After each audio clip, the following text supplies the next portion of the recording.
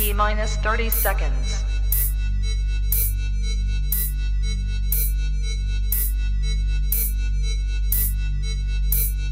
T minus 20 seconds.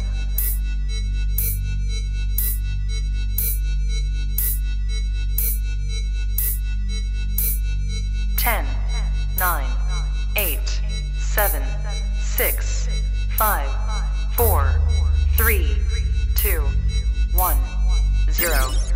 Walk to Westport. And Westport going to lead. And Westport going to lead.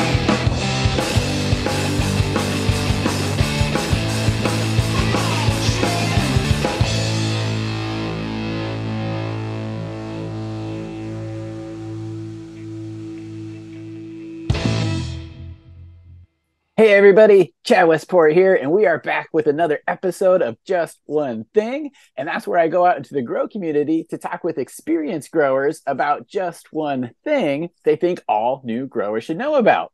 And I've definitely got a familiar face with me today. I got Dude, aka Brett, from the Dude Grow Show. How you doing today? Great, man. Thanks for having me over here. I like it. The just one thing, and I want to talk about it's summertime. There's heat, so it doesn't just have to be for new growers, but yeah, let's touch on some points on trying to keep your grow cool.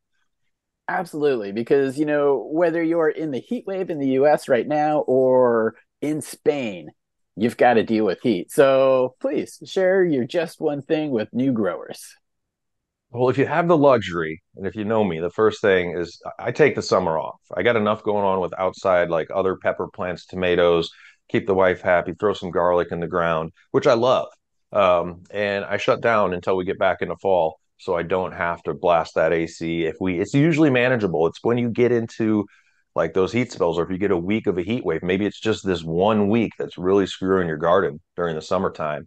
But I do encourage, this is a giving plan. If you're on point, you're going for yourself, maybe your family, your friends, you can usually take the summer off and pull enough off your other harvests to be able to have some in storage. And I know some people are like, come on, that's your tip, take summer off. But I'm a huge fan It's of what I call summertime and enjoying life, especially the area I live in. Fall, winter can turn rather gloomy, rainy, dark. So I enjoy it. But keeping your grow cool in the summertime can be challenging. We can start off with one of the basic ones that's pretty much anybody can do. It's free, is growing as much as you can with your light cycle during the night. If you have a 12-12 flowering period, you're running that. Have your lights come on at 9 p.m. and off at 9 a.m. You're taking advantage of the coolest part of the day. It's obviously typically quite a bit cooler at night wherever you live. And that's like one of the first easy steps, even though it might not work with your schedule, your work schedule, but that can save a ton on the heat load in your grow. A lot of people try to keep their smaller grow tents like cool. And what you need to do that is the room it's in is the area you want to control. You're going to be exchanging air with that tent with the room it's in. Keep that room, keep that humidity, that temperature where you want it to be.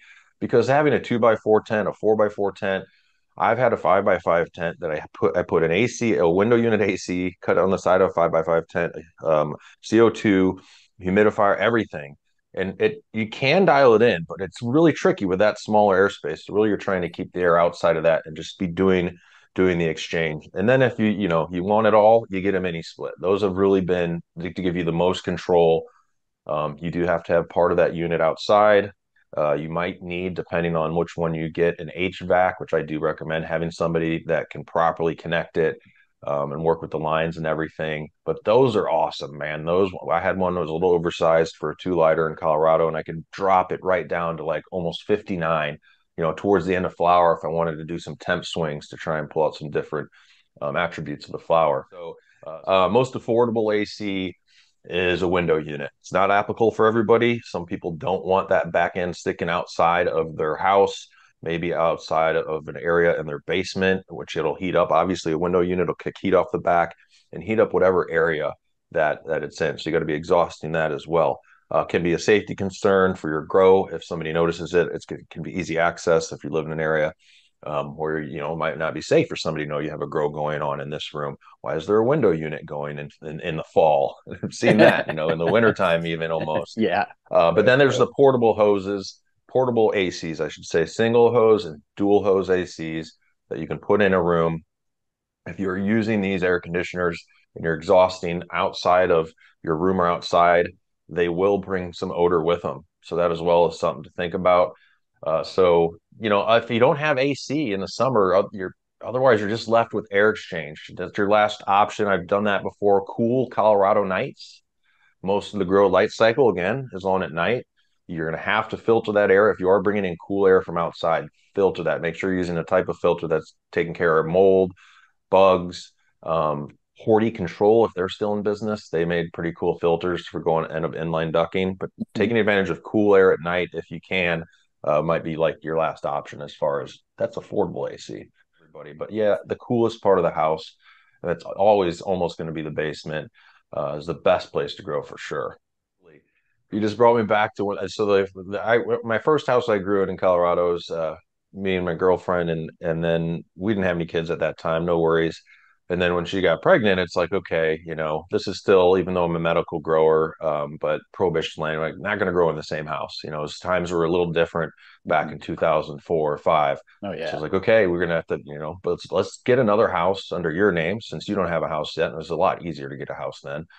First criteria, full basement, preferably full unfinished basement. So we'd go around and just look at houses, and whichever one, the best one that had, which was the one that first I found with a full and finished basement, done. So if you can grow in the basement, that's awesome. Two things. Recently we covered an episode, Dude Grow Show. If you want to check it out, just yell it at your phone or whatever. You'll find us on all the platforms. But monosilicic acid or monosilicic acid, I believe. I always get hassled for that one.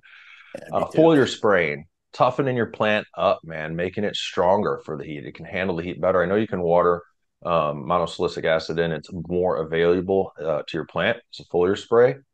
And then also, and this is kind of a budget factor, your tips for new growers, but CO2 helps, man. If your grow, you got the one grow, let's say one cycle in the summer, that's the hot one you have to get through. You can run your temps. There's some DTC growers following VPD charts. Now, this is earlier in veg. VPD, guys, is just a fancy way of saying you're keeping your temperature and humidity in the proper levels for your plant to really like it. But if you can run hotter with CO2. You can run in veg, upper 80s, even at lower 90s. Notice I'm saying veg. We're not having developed flowers here. But you're also going to need to have a CO2 tank, which can be inconvenient for people, monitor controller, and really overall is probably about a $500 investment off the bat at least. So, but it helps a ton, man. It creates vigor in plants. It's if you're in hot situations, check into it. Air circulation in your grow.